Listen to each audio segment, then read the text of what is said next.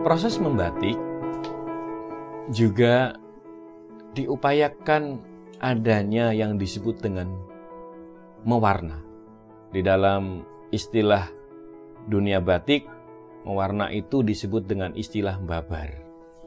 Babar itu bahasa Jawa yang dimaknai mungkin seperti proses kelahiran. Pewarnaan pada dunia batik itu memang menjadi satu proses yang paling penting, sebab melalui pewarnaan apa-apa yang diupayakan melalui proses halang rintang menggunakan lilin malam itu kemudian nampaklah sebuah hiasan atau unsur hias yang kita harapkan melalui ikhtiar pencantingan. Tanpa melalui proses pewarnaan atau tanpa proses babar, maka sebuah proses pencantingan menggunakan lilin malam, sebuah proses pencantingan menggunakan lilin malam yang diupayakan sebagai satu ikhtiar menciptakan ragam hias, pastilah tidak akan pernah tercapai sebuah karya yang disebut dengan batik. Karena melalui proses pewarnaan inilah lahir sebuah batik yang bisa kita lihat, yang bisa kita nikmati.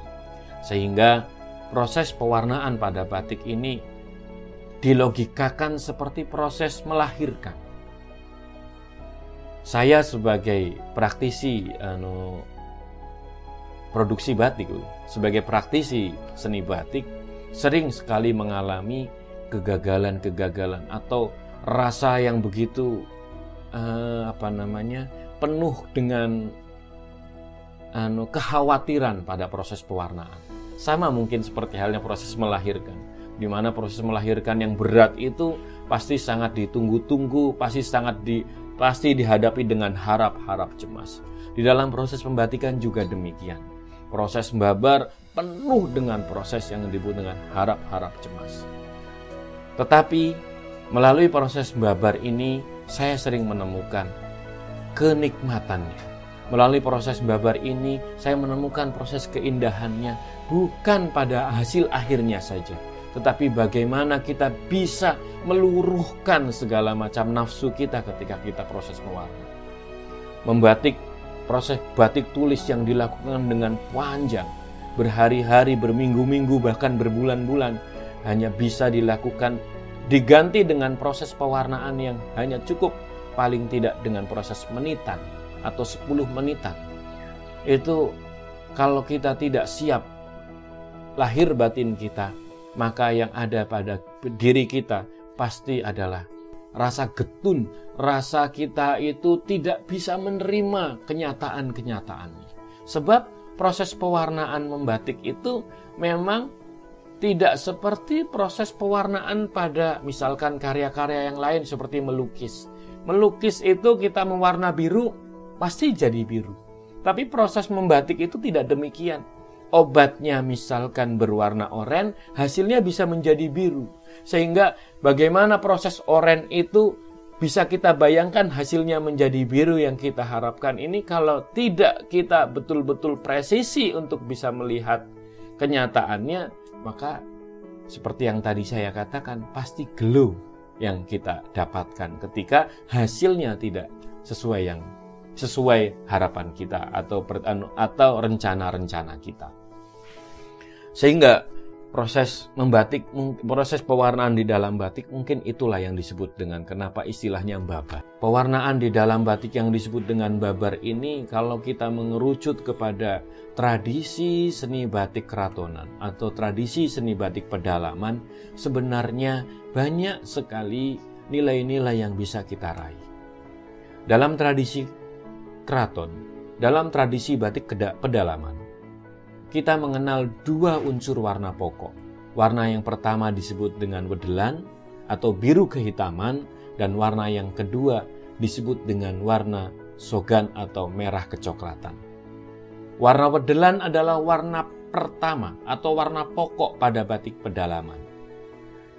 Kalau saya menjabarkan lebih luas, pada tahun 700, warna wedelan memang menjadi warna pokok masyarakat Nusantara pada kala itu. Dan pakaian-pakaian yang dikenakan pada masyarakat itu disebut dengan istilah wedihan dan berwarna wedelan atau biru kehitaman. Kalau kemudian saya mengerucut kepada apa yang dikatakan oleh Multatuli di dalam bukunya Mac Havelaar, itu pernah disebutkan bahwa masyarakat kita, atau boleh saya katakan diwakili oleh masyarakat Jawa, dikenal memang menjadi masyarakat yang apresiasi kehidupan sandangnya menggunakan warna wedelan. Dan kenapa menggunakan warna wedelan? Sebab dibaca oleh Multatuli melalui risetnya pada kala itu, warna wedelan itu mengapresiasi makna tentang ketuhanan atau spiritualitas. Sehingga di dalam, dan ini juga kebetulan di dalam proses membatik, pasti di dalam batik pedalaman, warna wedelan selalu menjadi warna pokok atau warna pertama di dalam pewarnaan, unsur pewarnaan batik pedalaman atau batik keratonan, seperti itu. Lalu setelah melakukan proses pewarnaan wedelan, barulah setelah ada proses lanjutan menggunakan batik, dibatikkan lagi dan sebagainya, akan dilanjutkan dengan warna yang kedua yang disebut dengan warna sogan atau warna merah kecoklatan. Warna merah kecoklatan ini sebenarnya kalau mengerucut kepada beberapa data juga bisa dikatakan kita merujuk kepada apa yang disebut dengan sumpah palapa, yaitu bendera gula kelapa. Jadi warna coklat di sini bisa dimaknai sebagai merah, atau warna merah di sini ditandai dengan warna kecoklatan. Dan pada pewarnaan batik pedalaman atau batik keratonan, kenapa proses pewarnaan selalu diawali dengan warna wedelan dan kemudian dilanjutkan dengan warna sogan? Saya secara pribadi melalui proses yang panjang dengan beberapa data yang saya miliki, saya akhirnya memahami bahwa pewarnaan pada batik pedalaman itu seperti halnya sebuah tuntunan kehidupan kita.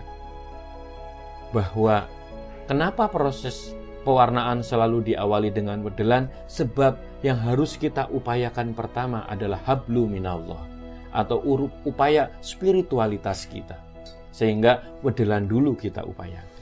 Baru setelah itu kita upayakan menggunakan warna sogan, tambahan warna sogan yang saya maknai sebagai satu upaya keduniawian. Itu yang saya pahami dalam perspektif warna sogan, seperti itu. Pewarnaan batik pedalaman ada warna wedelan, sogan, putih, dan hitam.